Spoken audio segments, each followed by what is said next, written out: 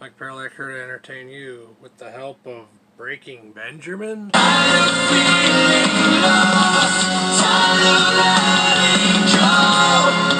the whole world down, tear the whole world down.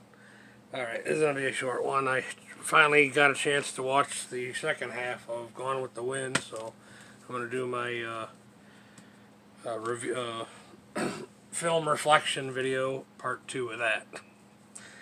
So, I saw a thing, it was actually a reference in a PragerU video, I believe the one Feminist 2.0 video.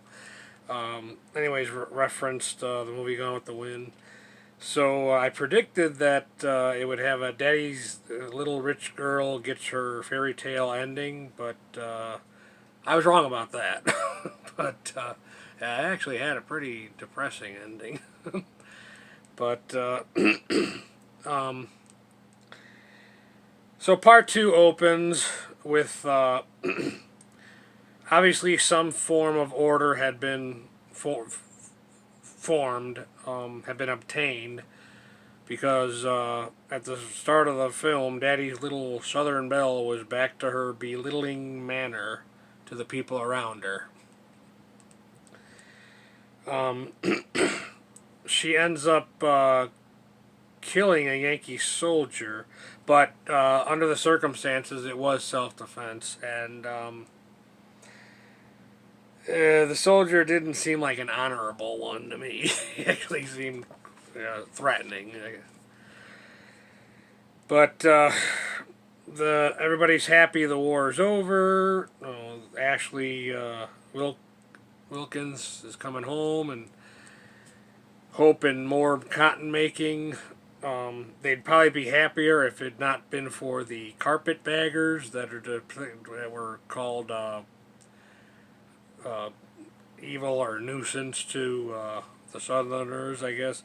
Carpetbaggers were basically Northerners who went to the South, black and white, who went to the South after the Civil War for political or money advantages. So, businessmen. One of them that comes around, one white, one black on a horse and carriage. The black one says, "They act like they won the damn war." They all find hope in learning that Ashley was a Northern prisoner, but he is soon home, and then all is well. But at that point, Scarlett O'Hara again professes her selfish love for her friend's husband, but unfortunately for her, and fortunately for decency, Ashley is an honorable man who is not going to backstab his wife and child. The former family friend, who I guess was a Northerner, came by for a visit to offer to buy the cotton field at a fair price and take the new Northern taxes on the land off their hands, which, if I remember correctly, amounted to $300, which back then was probably a lot more money. Which might have been the movie's subtle way of demonizing the North and those limey tax collectors. They won the war. Slavery was abolished, like it or not.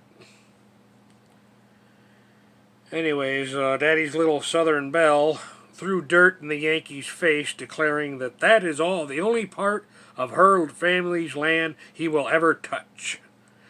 Papa sees this and decides to chase after the Yankees on horseback, resulting in his death. Which made me think, I hope Daddy's little Southern Belle is good with finances. On the other hand, it was Daddy who invested in Confederate bonds, which of course were now useless. The only voice of reason about that part of the movie was, I forget, it might have been Melanie, her friend, or it might have been just a hired maiden help, says, "Why did we even fight?" Talking about the South. Why did the South even fight? because old men's ideology never doesn't die easily, unfortunately. But her only idea at this point is to make a dress for a social outing to get the tax money she needs from Captain Butler. Captain Butler sees her cotton field working hands and is wise to her, and she throws a temper tantrum and storms out and goes to destroy the hopes and dreams of a young merchant and his fiancée for her own financial gain, using convicts to do lumber work and running the business as she sees fit of this merchant who is now her second husband of convenience. Business is booming, so that is all that Miss O'Hare needs, or now Mrs. Kennedy. She married the merchant. That's all she needs. Business is booming, and that's all she needs to make peace with the, quote, Yankee ways. At this point, I thought it was interesting in the movie, the mill business that she ran, the lumber mill business, had a big old sign there that said, "The war is over. Don't ask for credit." I thought that was curious. Like, I can see where there would be signs up there like that in business establishments after the war. One of the highlights for me was watching this film was taking great pleasure in Captain Butler calling her out on her BS. "Do you make it a habit of marrying men you don't love?" That was one of his lines. Okay, so after Mrs. Kennedy, now, Miss O'Hare, Miss Kennedy now, after she is attacked in the woods by some Yankee good old boys, a former friend / slave saves her, and the wives say that she's lucky, but in a way she deserved it. So very female rivalry going on there. I don't know. But the Yankees' authorities come to town to talk to the menfolk, whom are at a political meeting, as the wives tell them. So the Yankees wait, because these Southerners cannot be led to believe they can take the law into their own hands. So they get home finally in a drunken stupor, accompanied by the one and only Captain Butler, who becomes their alibi against the actions of the hoodlums, because they were at a political meeting, aka adult club, the equivalent of an adult club at the time. They'll be sober tomorrow, the butler tells the authorities, the Yankee authorities. They'll be sober tomorrow, but not on speaking terms with the wives. The Yankees apologize, say sorry, and leave. This whole sequence turned out to be a facade. They were really just acting drunk, because they were really out, doing what they feel they had to do. And Southern pride, I guess. I don't know. Probably another possible attempt of the movie demonizing the North again. Maybe that's why people say that this movie is sympathetic towards slavery. I didn't see it. What the hell these people go through? Unless you think that progress for all is secondary in comparison to progress for rich white people, which I don't. Then the movie becomes funny again, because Scarlett confesses all her sins to Captain Butler in a mannerism which makes you think she's looking for one of two outcomes. A, she wants Captain to just hold her in her arms and tell her everything's going to be all right, child. Or she's actively seeking an over-the-knee spanking. She confesses to Captain Butler how she stole another man's beau and she made his life miserable, ultimately killing him in a way. Talking about the merchant. Well, Captain doesn't tell her everything's going to be all right or any of that. He just, to her disappointment, but to my amusement, he just smiles. And I think he laughed once or twice. I know I did. Then he proposes marriage, because as a playboy and her past of marrying men she doesn't love, theirs is a match made in heaven. So he embraces her forcibly, sealing the deal. When you understand female nature, you know how that works. But when that embrace is over, and they start talking about money and jewelry, and she starts whining like the spoiled brat Southern belle she is. And he just walks away smiling.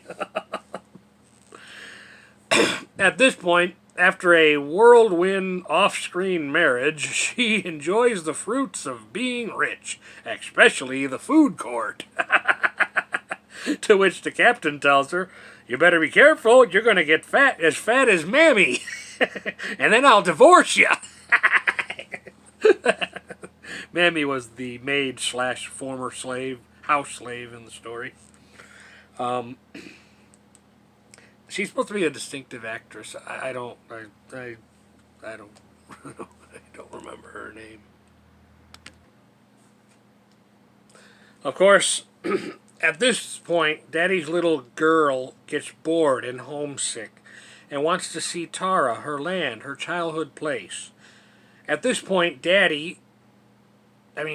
Captain Butler, gives her all the money she needs to make Tara the grandest plantation in all the land, so that she can one-up her female rivals from upbringing, her female rivals from upbringing, and take all the hired help with her. Hired help / former slaves with her. And then the birth of the prodigal daughter comes into play. But then there's trouble in paradise when Scarlet decides she don't want any more children because she doesn't want to get old before her time. At this point, the film makes it clear she still pines for Ashley Wilkins, her friend Melanie's husband. The captain says, "You know, I can divorce you for this." It's telling him that she don't want to have any more kids. And she says, "You have no chivalry." What? You have no chivalry? Later, Butler confesses to Belle, a female friend of his, that "I always knew women were cheats." Okay, while raising the daughter and making nice, making nice with the other members of high society was annoying but manageable. Doing so was not so easy with old friends. And all that comes to a head at Ashley's surprise birthday party that Melanie throws for him, where Little Miss Selfish is shocked when Melanie, her friend she's wronged all her life, treats her civilly. After the party, there's a verbal fight and a little drinky. Captain is angry over her still pining for her friend's husband, and I guess her anger is derived from, her still being unsatisfied with her life.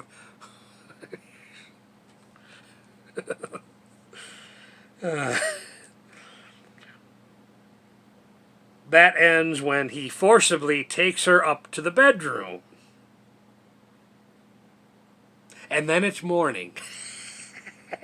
And she seems brighter and happier than a pig in mud. Which makes one wonder what happened overnight.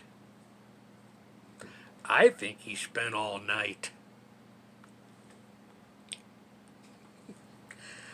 The female chaos out of her. Her happiness is short-lived, though, for when he comes into the room and apologizes for his behavior, explaining that he was drunk and not himself. It was fun at that moment to watch her smile go immediately to a frown.